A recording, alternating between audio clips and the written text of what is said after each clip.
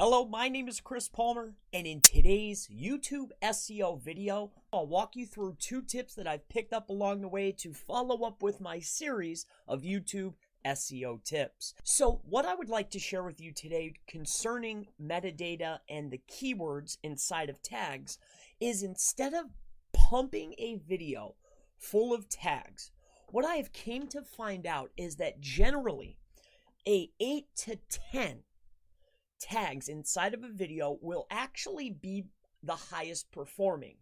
Now, you can overpack.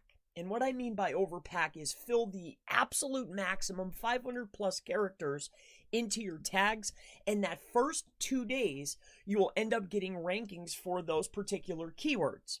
Now, after that first 5 to 7 days, you will tend to find out that only about 7 to 10 of these keywords will actually be ranking. So I've done a few tests, just testing out these theories, and I have came to find out that for that initial boost, filling it up with all of the metadata and all the meta keywords can be beneficial the first 1 to 3 days. However, for long term, if you really want to really nail in on particular keywords, you may only want to use 8 to 10 inside of your tags, aka your meta tags or some of your metadata. Now, moving into the next tip, and this has to do with my past video that I did concerning closed captioning and subtitles. Another way to add some more metadata, let me show you that now. So if we go into any video, this is a recent video that I did, and we click on subtitles. All right. Now, for sake of the video's time, what I'm going to do is just a quick brief over, and you can check out my last YouTube SEO video on this. What I did is you go into your subtitles, but I want to show you a metadata tip so you can start adding some more keywords.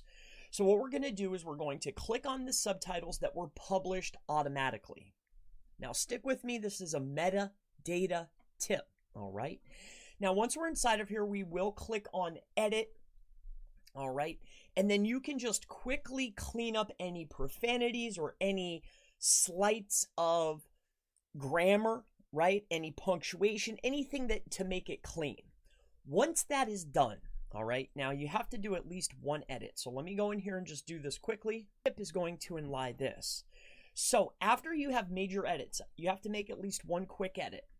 The next step that you want to do is you want to publish your edits, all right? So now this is going to give you a closed caption file. This is not the tip. Stick with me here. So once this is done, we are going to head back to the video. All right, make sure that it's in there. We're going to go here. We are going to then refresh, and then we will have our publisher created closed caption file. Once that is done, we want to then remove, and this is part of the last tip that I shared. We want to go ahead and remove the automatic so the closed caption file is red instead of the automatic that is given to us by YouTube. But this is the tip. This is the key here. What we want to do is we want to go into here inside of the publisher. We are then going to go inside. We are going to go to actions on our made closed caption file.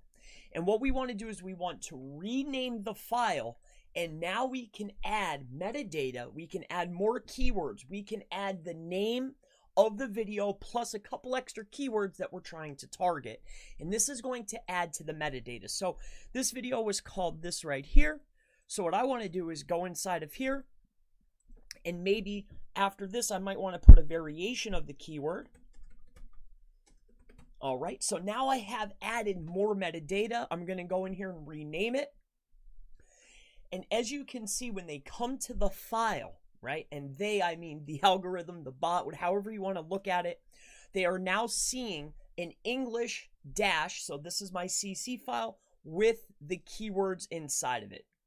So So now that when we go back to our channel, not only now do we have the CC tab, which is closed captions, and this is an edited version, now we have added extra metadata that is not only targeting our main keywords for our title for our subtitles, but we've also added a variation of the keyword into our subtitle that's going to be read.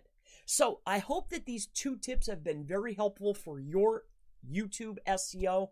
My name is Chris Palmer. If you have any further questions regarding SEO, local SEO, digital marketing, Facebook ads, Google ads, really anything digital marketing, internet marketing related, always feel free to go ahead and ask in the comments below. And I look forward to seeing you in the next YouTube SEO tips video. Have a wonderful day.